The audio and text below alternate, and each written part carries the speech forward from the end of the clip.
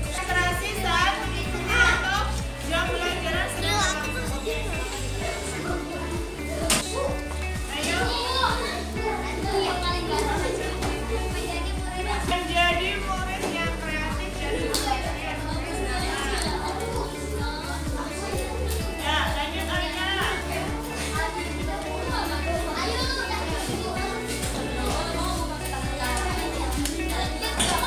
Disiplin waktu. Menjaga kedisiplinan. Konsentrasi saat mengikuti pelajaran. Saya mengikuti pelajaran di kelas. Saya konsentrasi saat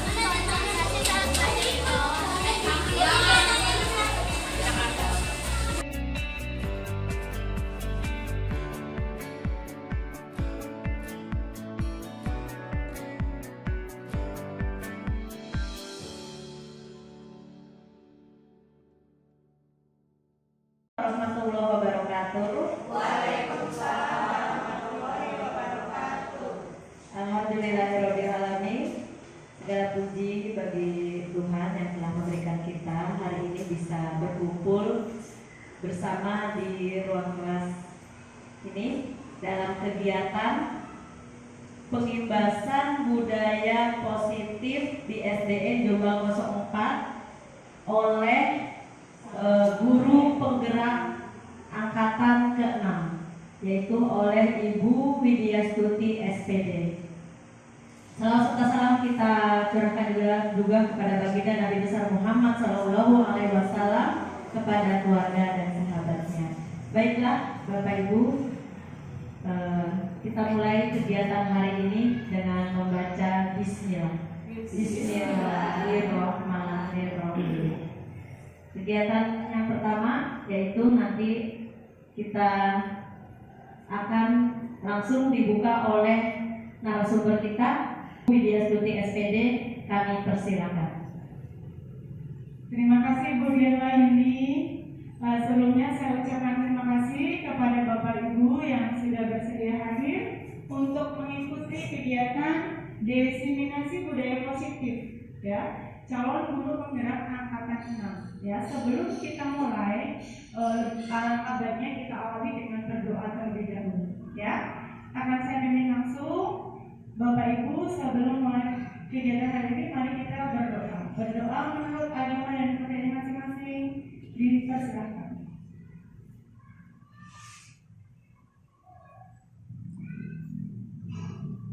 Selesai. Oke. Terima kasih. Sebelum saya menjelaskan apa itu budaya positif, seperti apa nanti pelaksanaannya di SDN Jombang 4, ya, saya mau adakan ice breaking terlebih dahulu, ya, supaya Bapak Ibu lebih bersemangat, ya. Oke, nah kita akan melakukan ice breaking tentang sinonim antonim. Tepatnya nanti yang kita pakai adalah antonim, ya. Namun sebelum mulai ke sini, saya akan memberikan tepuk terlebih dahulu. Tepuk apa kabar? Bapak Ibu udah pernah dengar? Belum. Contoh terlebih dahulu ya. Misalnya nanti saya bertanya, apa kabar Bapak Ibu semua? Baik. Bapak Ibu jawab seperti itu, ya. Kemudian nanti ketika saya mengucapkan apa kabar guru-guru SDN Jombang 4? Baik. Kemudian terakhir, semoga Allah selalu menjaga agamamu, keluarga dan juga saudaramu. Amin. Siap ya? Tepuk apa kabar? Apa kabar Bapak Ibu semua? Baik. Apa kabar guru-guru SDN Jombang 4? Baik.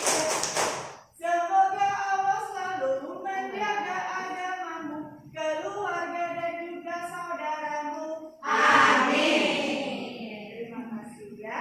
Nah, sekarang kita lanjut ke activity yang antonim, ya. Nah, nanti ketika saya menjawab, saya berkata senang. Antonim kata senang apa Bapak Ibu? Sedih. Sedih ya. Ketika saya mengucapkan kata suka, Tidak. Kemudian yang sama katakan tinggi.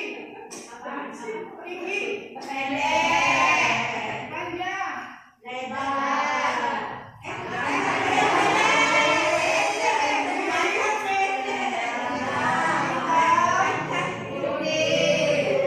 Siap ya?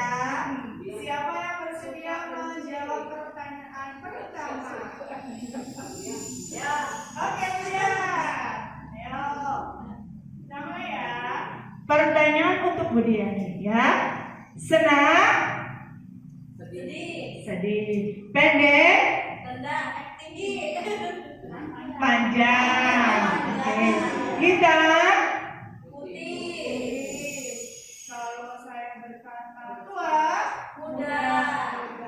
Kalau saya berkata miskin? Kaya. Sama. Ada yang bisa bantu jawab? Berada. Belum. Sama. Ulangi, kemudian kita ganti dulu ya, Budian. Oke, sekarang siapa yang kedua? Senang? Sedih. Oke. Kemudian tinggi? Pendek. Pagi? Sore. Kalau miskin?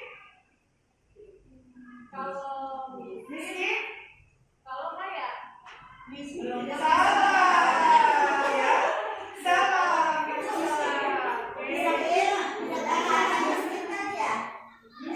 Miskin? Ada yang bisa jawab?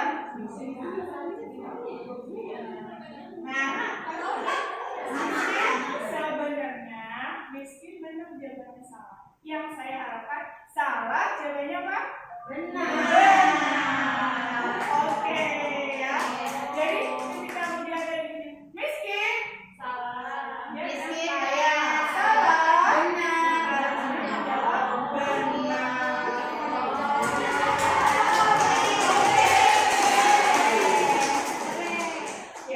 Ya, udah semangat belum? Sudah. Oke, setelah ice breaking kita jadi lebih semangat ya.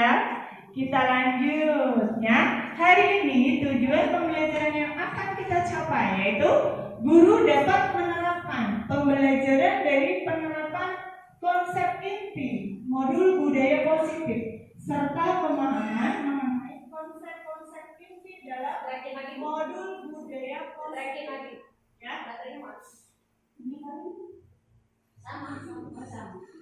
Oke, nah sebelum saya lanjutkan kita akan membuat kesepakatan kelas terlebih dahulu ya. Yang pertama yaitu hadir tepat waktu.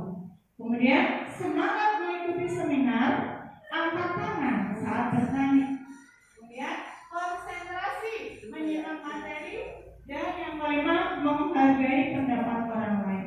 Dari kesepakatan yang saya buat ini apakah ada tambahan dari Bapak Ibu?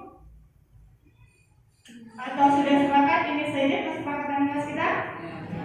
Oke, sudah siap ya. Jadi tadi sudah semuanya hadir tepat waktu ya.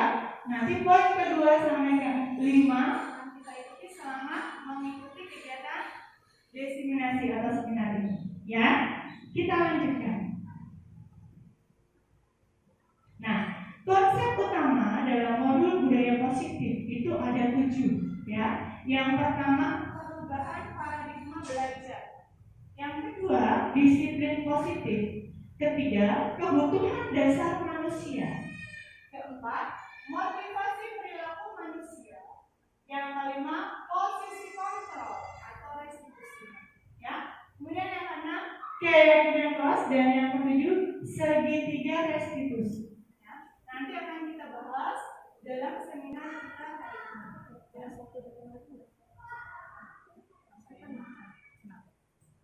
Latar belakang budaya positif yaitu suasana positif sangat mendukung dalam menciptakan pembelajaran yang kondusif.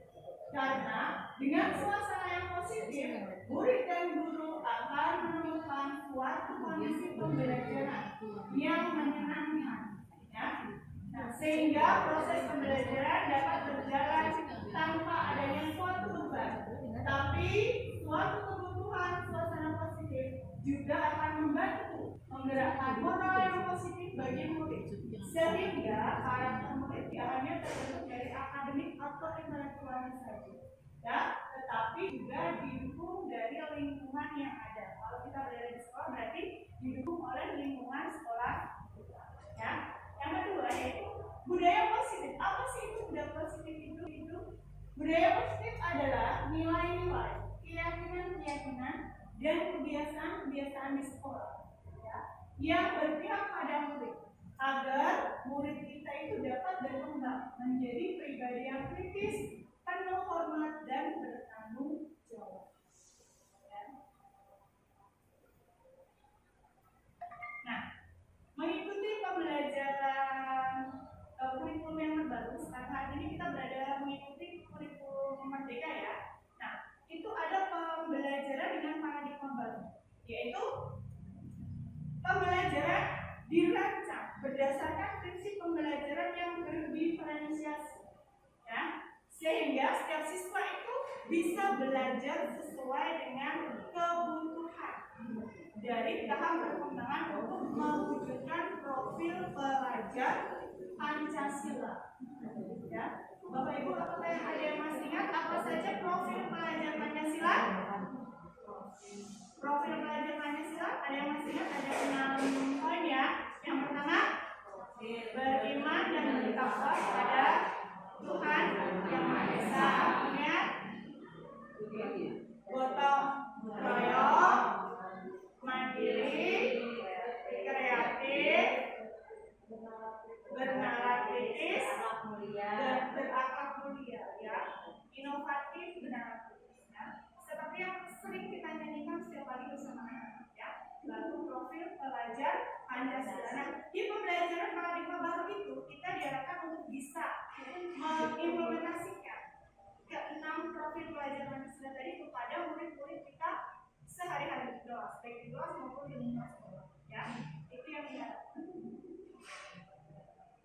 Kemudian, nah, kita akan bermain, ya.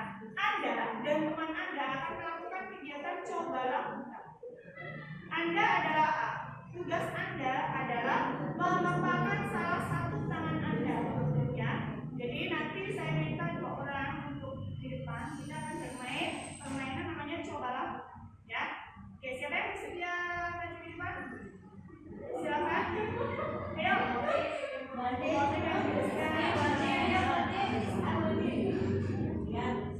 Ya, Anda dan teman Anda akan melakukan kegiatan coba lakukan, ya. Anda adalah A. Tugas Anda adalah mengepakkan salah satu tangan Anda. Menulis bagi Anda, ya. Mengepakkan salah satu tangan Anda. Nah, kemudian coba Anda bayangkan bahwa Anda menyimpan sesuatu yang sangat berharga di dalam kepala Anda, ya. Dan Anda harus menjaganya dengan sekuat tenaga, ya. Karena begitu pentingnya benda itu di kehidupan. Oke. Nah, tugas rekan yang baik itu dia berusaha membuka kepala A dengan segala cara, ya, supaya si A mau membuka kepala tangannya. Dia boleh melakukan gasing, bujuk, merayu, ya, bahkan menawari uang sekaligus supaya dia bersedia membuka kepala tangan. Oke, nah coba sekarang dilakukan.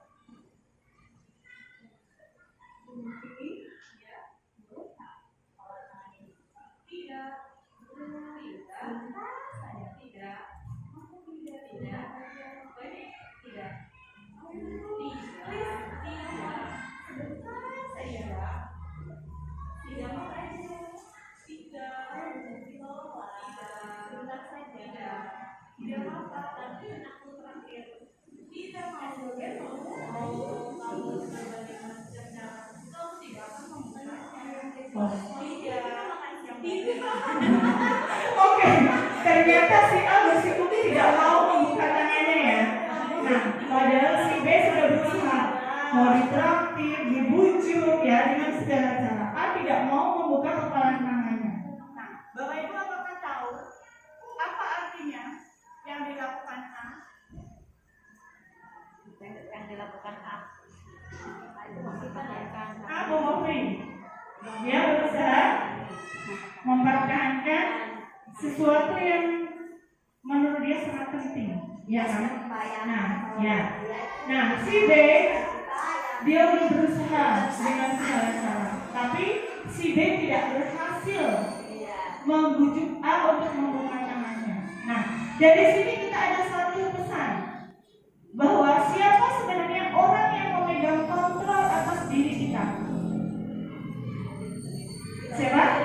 Diri sendiri. Oke, ya. Tepuk tangan buat Bu Rofi dan Bu Rizka. Silakan kita duduk, ya. Jadi yang mempunyai peran memegang kontrol itu adalah diri kita sendiri. Seperti apapun bujukan, intimidasi, tidak akan bisa membuat kita melakukannya, ya. Kalau bukan diri kita sendiri yang mengizinkan untuk membuka kepala kita, ya. Oke. Nah, tadi sudah ya. Kita lanjut ya. Jadi sesungguhnya siapa yang memegang kendali, yaitu diri kita sendiri, ya. Nah, ini ada kaitannya dengan apa yang dikemukakan oleh Dr. William Glasser dalam kontrol teori, ya. Beliau meluruskan ya, bahwa ilusi guru mengontrol murid. Jadi terhadap murid kita itu kita tidak bisa melakukan kontrol, ya. Jadi yang bisa mengontrol mereka adalah diri mereka sendiri dengan peraturan, dengan keyakinan seperti apapun itu kita tidak bisa mengontrol murid. Tapi mereka yang punya kendali atas kontrol diri mereka sendiri, ya. Yang kedua, ilusi bahwa semua penguatan positif, efektif dan bermanfaat, ya.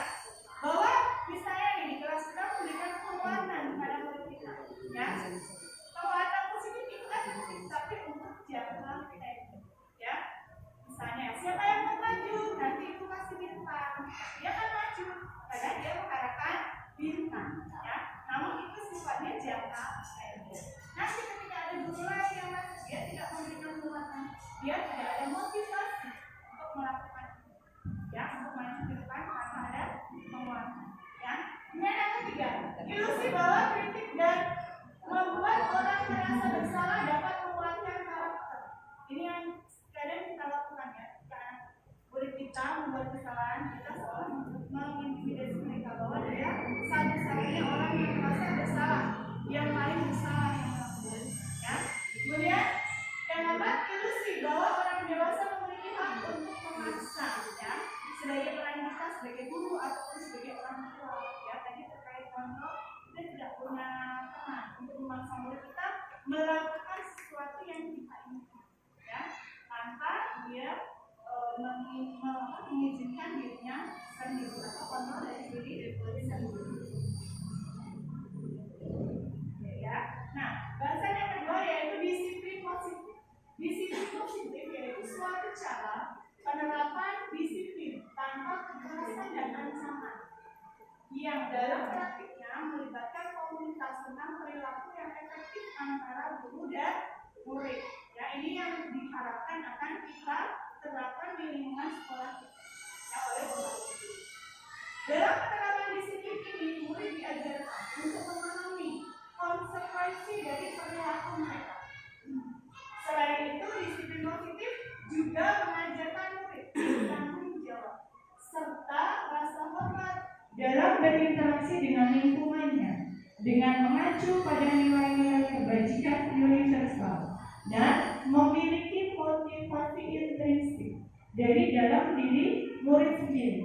Tidak ada pengaruh dari orang lain. Kalau penghargaan tadi masih ada pengaruh dari orang lain, dia mau melakukannya karena mengharapkan hadiah, ya, atau bintang misalnya. Itu namanya masih motivasi ekstrinsik. Nah, yang ketiga, disiplin positif merupakan salah satu cara penerapan disiplin yang bertujuan untuk menumbuhkan kesadaran serta memberdayakan murid untuk melakukan sesuatu tanpa sogokan, ancaman ataupun hukuman, ya. Jadi kita mulai berlatih untuk menerapkan disiplin positif yang muncul dari dalam diri murid sendiri, ya. Yang lanjut, yang ketiga yaitu tentang kebutuhan dasar manusia, ya. Jadi semua manusia itu punya kebutuhan dasar. Ada 5 yang harus kita penuhi, ya. Yang pertama yaitu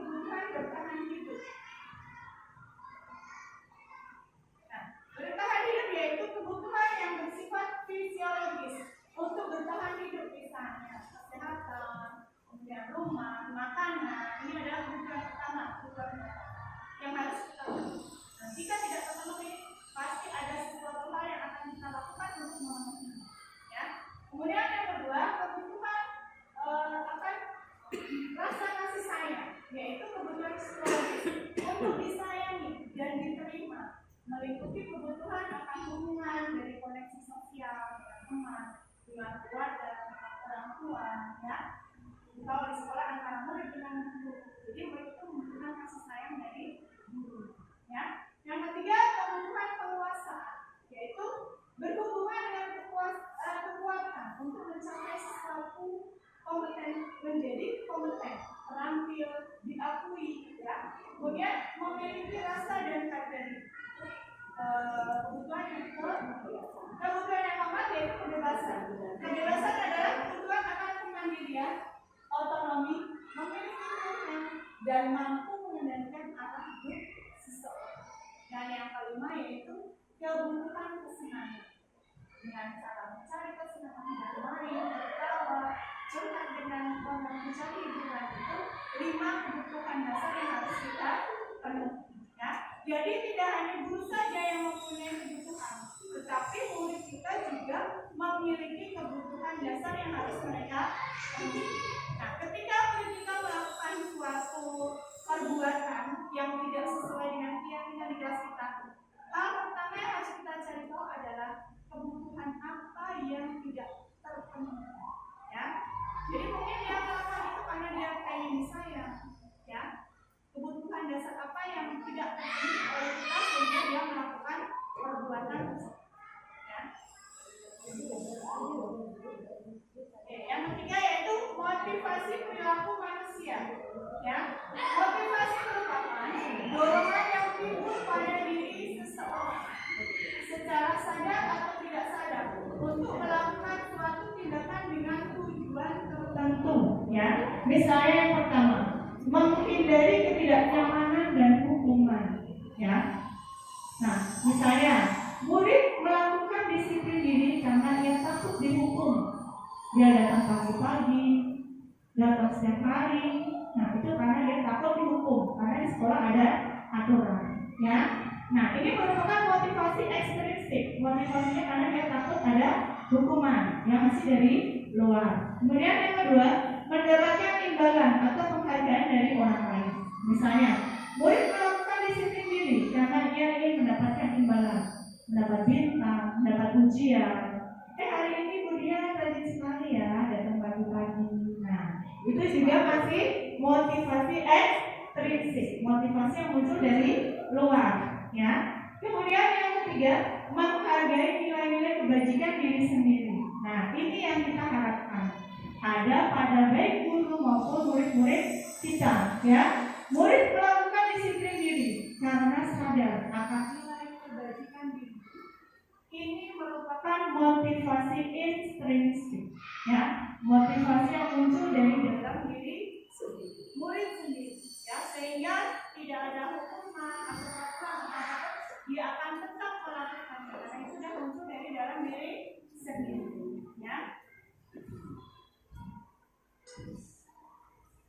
Nah, konsep disiplin dengan identitas gagah artinya yang tidak boleh kita terapkan, ya, yaitu hukuman. Bahkan kemarin saya juga sempat heran ya, ternyata penghargaan itu tidak efektif. Yang selama ini kita rasa penghargaan itu cukup efektif, ternyata itu termasuk konsep disiplin yang termasuk identitas gagah. Ya, hukuman bersifat menyakitkan, tidak nyaman, murid takut, murid menyembunyikan kesalahan, kemudian dia merasa negatif, ya, karena adanya hukuman. Kemudian penghargaan, kenapa tidak efektif, ya? Jadi bisa merusak hubungan, sifat iri, bisa saat setelah si B tidak dapat, dia merasa iri, ya, dia merasa dihukum, oh dia dapat aku enggak, padahal saya datangnya tidak lama dia menjadi misalnya, ya. Kemudian mematikan kreativitas, jadi anak-anak cenderung saya misalnya ya, ada anak kecil dia belum bisa membaca, ya, dia bisa membaca namanya sendiri. Seorang anak itu akan merasa senang, oh saya berhasil nih. Nah ternyata kalau anak itu kita tambahin dengan penghargaan, nah, nanti akan seterusnya dia setiap melakukan kebaikan atau kemudian dia akan mengharapkan, oh saya nanti pasti dikasih ini, saya pasti dikasih ini. Nah itu yang menyebabkan bahwa penghargaan itu tidak tidak efektif, ya. Kemudian hukum dengan sistem ranking. Ini kenapa di K13 sebenarnya tidak ada ranking? Karena rankingnya itu termasuk penghargaan untuk yang pintar dan hukuman untuk anak-anak yang ya. Kemudian memasang untuk menghargai diri. Tadi yang saya sampaikan.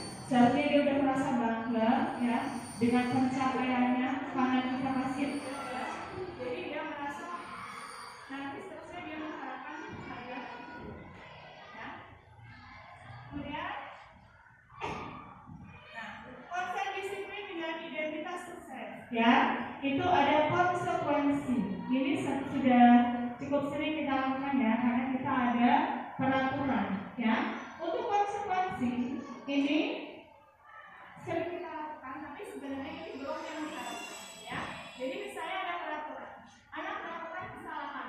Ya, jadi dia diminta untuk melakukan konsekuensi atas kesalahan. Ya, misalnya dia terlambat hadir ke sekolah, nanti dia istirahatnya misalnya terlambat 15 menit, nanti istirahatnya berarti mundur 15 menit. Nah, itu namanya konsekuensi. Ya. Kemudian yang keempat yaitu restitusi. Nah, ini yang sangat diharapkan untuk kita terapkan saat ini. Ya. Murid bertanggung jawab untuk perilakunya, fokus pada pemecahan masalah jangka panjang. Murid menghormati dirinya dan orang lain.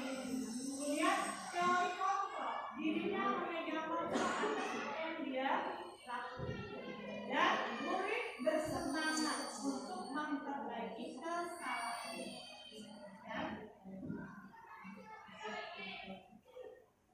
Nah, restitusi adalah coba siapa yang bisa membantu membacakan? Bu Lofi, apa itu restitusi? Silakan maju sini. Restitusi adalah proses menciptakan kondisi bagi murid untuk memperbaiki kesalahan mereka sehingga mereka bisa kembali pada kelompok mereka dengan jalan dan karakter yang lebih kuat. Terima kasih Bu. Jadi yang dimaksud restitusi adalah menciptakan kondisi, ya. Jadi murid tadi menyadari kesalahannya, kemudian dia berusaha memperbaiki kesalahan tersebut, ya. Usaha itu tentu dari dirinya sendiri, ya, sehingga dia bisa kembali ke kelompoknya dengan karakter yang lebih baik, ya. Ciri-cirinya bukan untuk menebus kesalahan, namun untuk belajar dari kesalahan. Kedua, untuk memperbaiki hubungan. Yang ketiga, tawaran, bukan paksaan. Artinya belum berani untuk memberikan tawaran, bukan memaksa anak untuk melakukan sesuatu. Ya. Kemudian menuntut untuk melihat ke dalam diri, ya. Mencari kebutuhan dasar apa. Tadi yang saya sampaikan di awal, kebutuhan dasar apa yang belum terpenuhi, sehingga dia melakukan tindakan. Ya. Kemudian fokus pada karakter, bukan tindakan. Dan menguatkan, fokus pada solusi, mencari solusi yang tepat, ya, untuk mengatasi kesalahan yang dia lakukan. Nah, ini perbedaannya ya, perbedaannya antara hukuman, konsekuensi dan restitusi, ya. Hukuman, guru menghukum siswa tersebut. Misalnya dia terlambat hadir, misalnya dia ini bercanda ya saat upacara bendera, ya. Hukuman, murid disuruh hormat bendera selama 10 menit. Nah, itu termasuk hukuman, ya. Guru marah sehingga murid merasa takut. Oke. Yang kedua, konsekuensi. Guru memberikan konsekuensi jika bercanda lagi maka akan menulis kalimat "saya tidak akan bercanda lagi" pada upacara berikutnya. Seperti misalnya 2 lembar tulis. Nah, guru tegas dan menghormati aturan. Ini konsekuensi. Nah, yang ketiga, restitusi. Guru menanyakan keyakinan kelas atau dirinya dan membantu siswa menyelesaikan masalah. Nah, guru terbuka dan siswa menghormati dirinya dan orang lain. Ya. Jadi yang kita harapkan kita lakukan ke murid kita yaitu restitusi. Ya.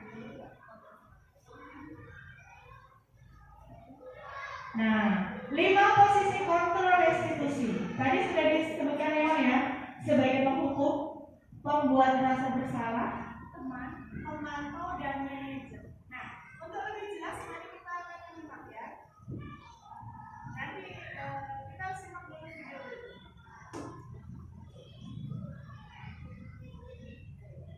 Untuk lebih jelas, Salam bahagia Ibu dan Bapak Guru hebat. Dalam penerapan disiplin positif restitusi, salah satu program yang dikembangkan adalah 5 posisi kontrol. 5 posisi kontrol dalam restitusi adalah proses perjalanan seorang pendidik agar dapat mengenali dirinya. Pada video kali ini, kita akan membahas tentang 5 posisi kontrol yang dikembangkan oleh Diane Gosset dan contoh penerapannya.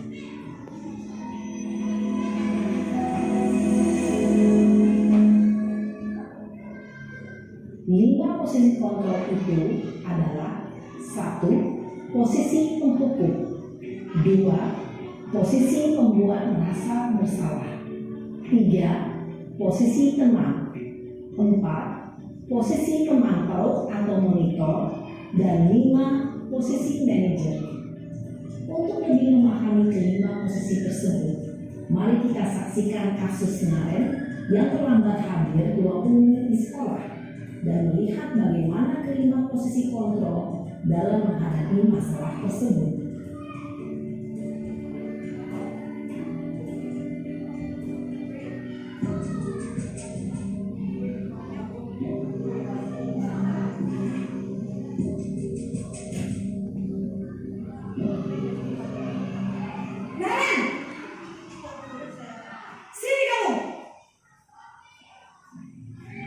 Selamat pagi, Bu. selalu terlambat. Kamu deh, pasti terlambat. Maaf, Bu. Saya Apa? Apa coba? Alasan kamu apa lagi? Kapan sih kamu tidak terlambat? Malas sekali ya kamu jadi anak. saya Dasar pemalas. Gak kapok-kapok sih kamu. Sudah berapa kali terlambat? Sana, kamu keliling lapangan basket 2 kali. kenapa saya harus keliling lapangan basket, Bu? Kenapa? Kamu melawan ibu? Berani-beraninya jawab. Sudah terlambat, masih berani jawab pula. Sekarang, keliling lapangan basket 5 kali sekalian. Biar kapok. Cepat.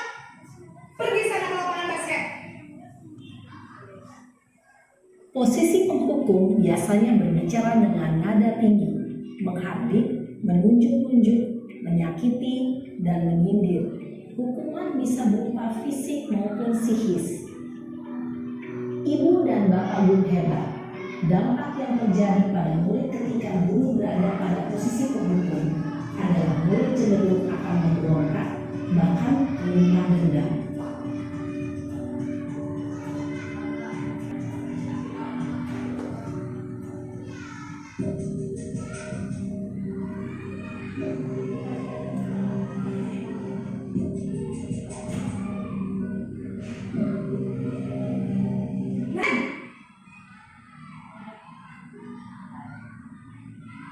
Selamat pagi, Bu. Naren, kamu kenapa lambat lagi, nak? Ya Tuhan, Naren, kamu senang ya bikin ibu susah ya? Kalau kamu terlambat lagi, nanti ibu yang ditegur bapak kepala sekolah, nak. Disangka ibu tidak bisa membina kamu. Duh, gimana ini? Maaf, Bu. Duh, Gusti Naren, kamu suka ya kalau ibu tegur bapak kepala sekolah? Terus, sekarang ibu harus tulis apa ini di buku absen? Ini kamu sudah sering terlambat loh. Ibu harus apa coba? Maaf, Bu. Maaf sekali. Ya sudah, lain kali jangan bikin ibu susah lagi ya nak ya. bisa jantungan kalau ibu tegur bapak kepala sekolah. Saya cepat kelas. Maaf ya Bu, maaf sekali. Posisi pembuat rasa bersalah berbicara dengan nada tenang, cenderung lembut. Namun kata-kata yang diutarakan membuat murid merasa menjadi orang yang gagal, memandang buruk dirinya sendiri, merasa tidak berharga, dan tidak sanggup membahagiakan orang lain. Ketika guru mengambil posisi pembuat rasa bersalah, murid akan menganggap dirinya yang bersalah dan ia akan menyimpan emosi negatif tersebut di dalam dirinya.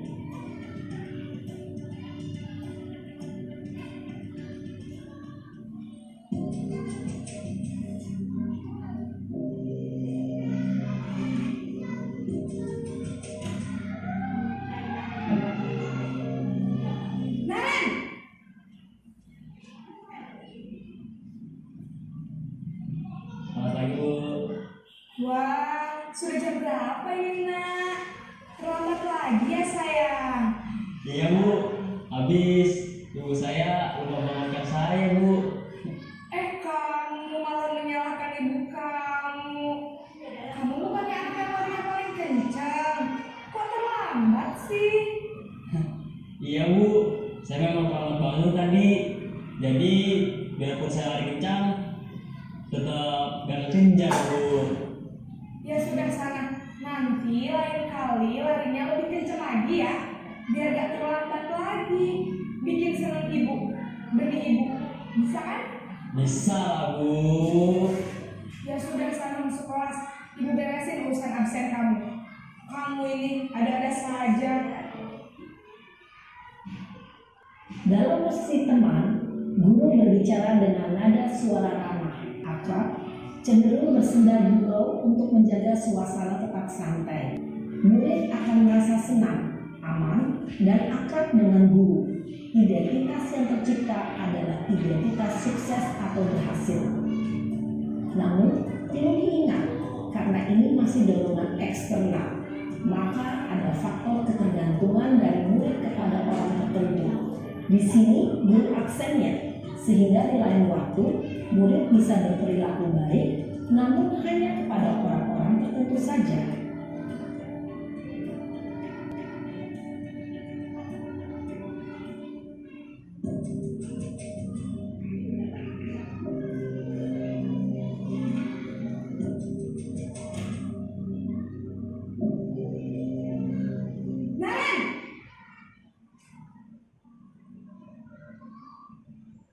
Selamat pagi Bu. Naren, apa peraturan sekolah kita tentang jam berapa kita harus masuk sekolah, nak? Kita harus di sekolah jam 7 Bu. Iya betul, sekarang sudah jam 7.20. Naren sudah tahu konsekuensinya jika terlambat hadir. Paham Bu, saya harus tinggal kelas pas jam istirahat selama 20 menit. Iya benar, konsekuensinya demikian. Jadi nanti jam 9.30 pas istirahat, kamu harus tinggal di kelas, kerjakan tugas tambahan untuk ketertinggalan kamu, ya? Baik Bu. Posisi pemantau mengandalkan penghitungan atau data untuk mengontrol murid. Guru mengarahkan murid berdasarkan peraturan dan konsekuensi. Seorang pemantau menunjukkan bahasa tubuh dan ekspresi wajah yang datar dan cenderung formal.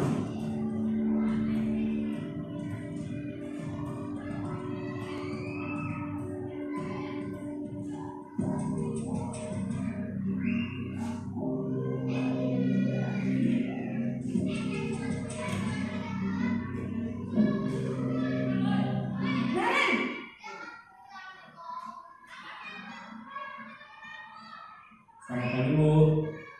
Selamat pagi Naren. Maaf Bu, saya terlambat.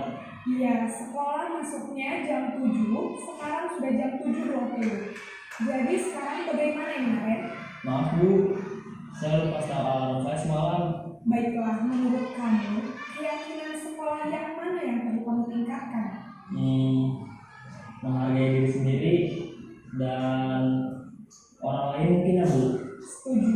Jadi, apakah Naren meyakini prinsip saling Iya Bu, saya meyakininya.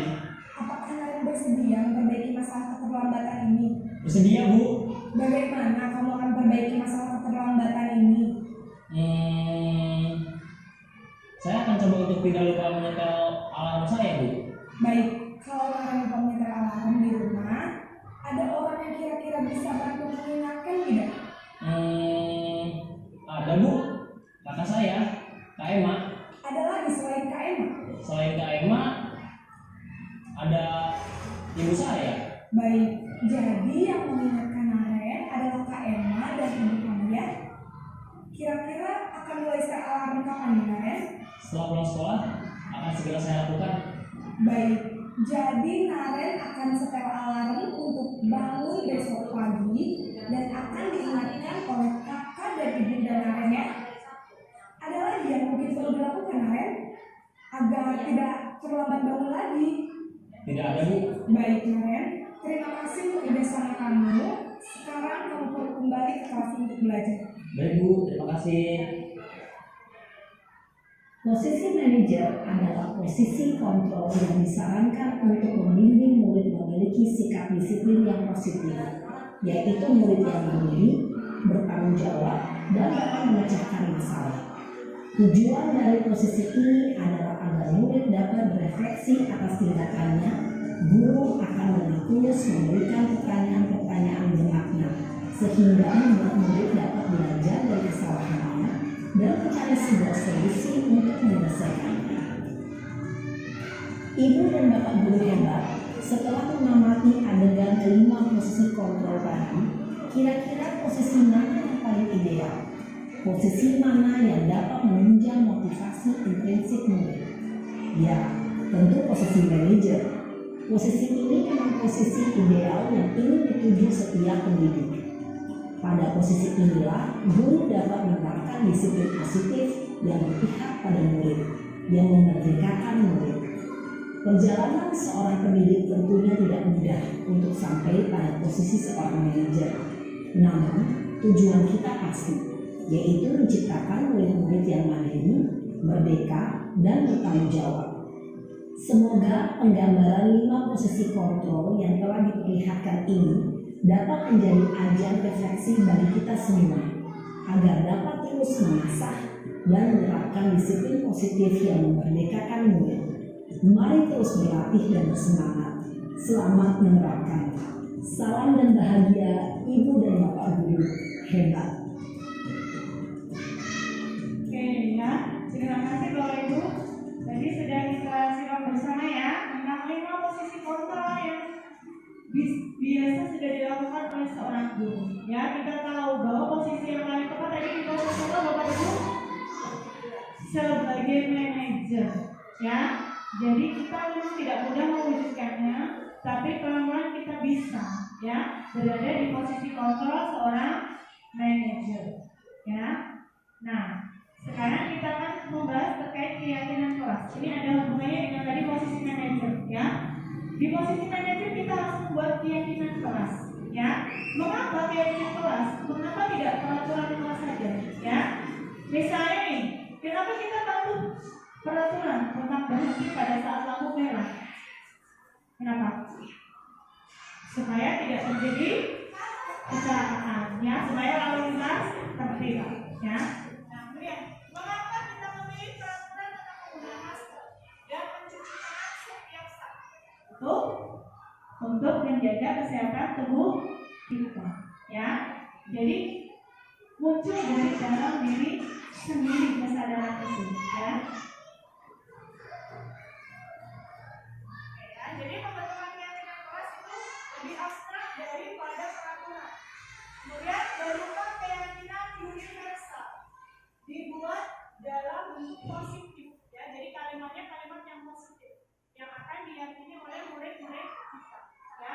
Kemudian sedikit saja agar mudah diingat dan diterapkan dalam kehidupan sehari-hari.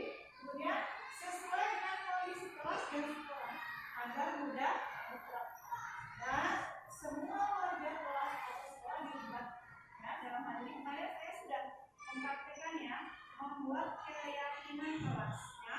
Pertama yaitu merumuskan peraturan menjadi keyakinan.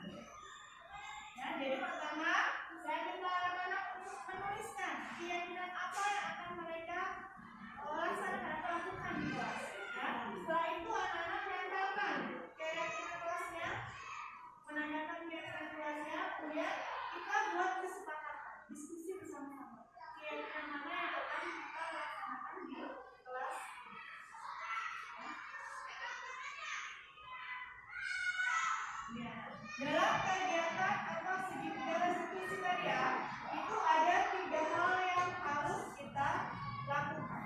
Tadi di posisi manajer ya. Yang pertama, menstabilkan identitas ya. Kita semua akan melakukan hal yang terbaik yang bisa kita lakukan. Jadi kita tidak menyalahkan anak melakukan kesalahan, tidak kita salahkan ya. Tapi kita stabilkan identitas terlebih dahulu. Kemudian validasi tindakan yang salah ya. Semua perilaku itu punya alasan. Kita cari tahu penyebabnya apa sih ya. Kemudian kebutuhan apa yang tidak terpenuhi sehingga dia tidak bisa melaksanakan keyakinan tersebut. Nah, yang ketiga, menanyakan keyakinan ya. Jadi setelah kita membuat keyakinan kelas, nanti anak dirasa mampu melaksanakan menerapkan keyakinan itu dalam kehidupan sehari-hari, baik di rumah, sekolah, atau di mana dia. Nah, berikut contoh penerapan segitiga restitusi yang kemarin saya praktekkan di kelas 5B.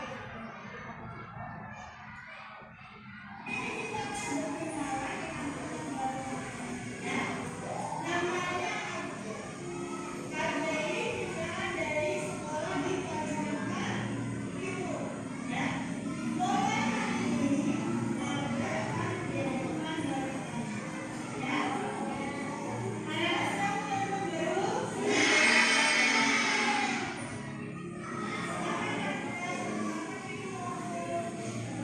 Bapak Ibu tolong diamati ada peristiwa apa pada kasus tersebut.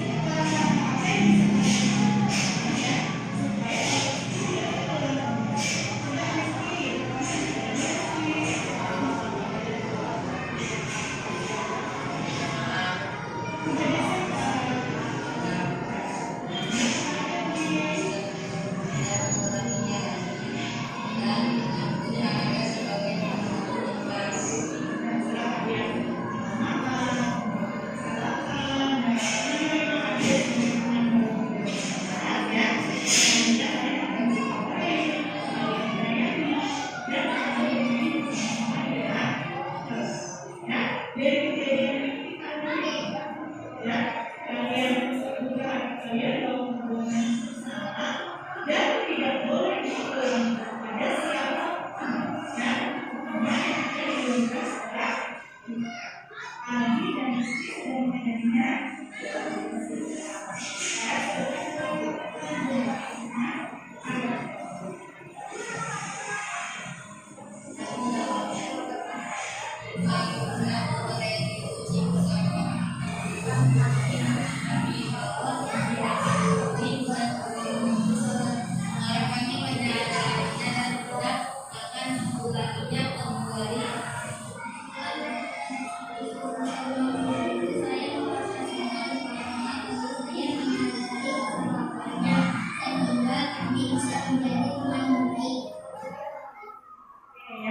Bapak Ibu tadi sudah kita simak bersama ya tentang penerapan segitiga restitusi ya. Jadi anak menyadari kesalahannya, kemudian dia melakukan solusinya sendiri untuk tidak mengulanginya kembali. Nah, terakhir sebelum saya ikut ke pembelajaran hari ini, kita akan melakukan refleksi pembelajaran ya.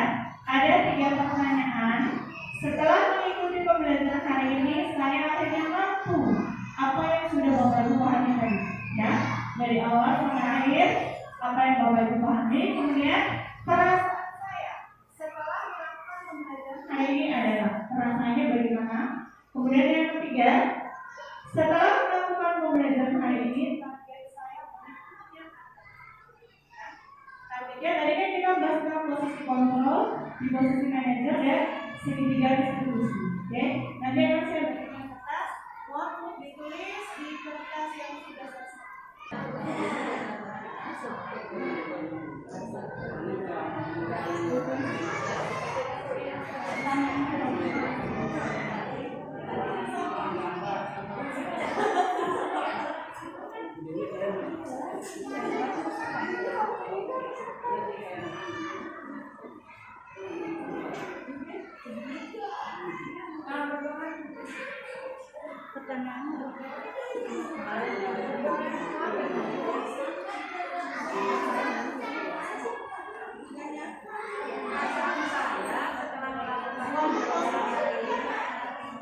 Perasaan sih sama, perasaan saya setelah melakukan pembelajaran hari ini.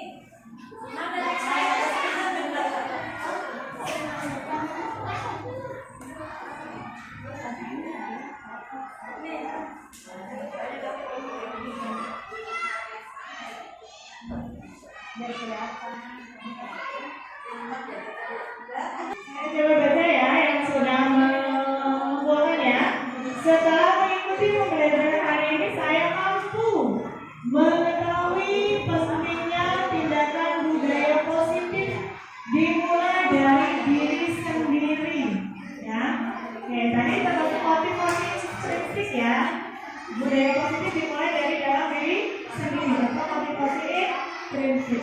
Perasaan saya setelah melakukan pembelajaran hari ini, senang dan excited, senang karena jadi tahu banyak hal ya. Kemudian setelah ada satu nih yang agak panjang, perasaan saya senang karena jadi tahu banyak hal ya. Nah yang ketiga, setelah melakukan pembelajaran hari ini, target saya berikutnya adalah menerapkan budaya positif di diri sendiri dan menerapkan kepada siswa. Oke, tepukan buat kita semua. Ya, yang belum masih ditunggu ya, nanti kita tandangkan. Jangan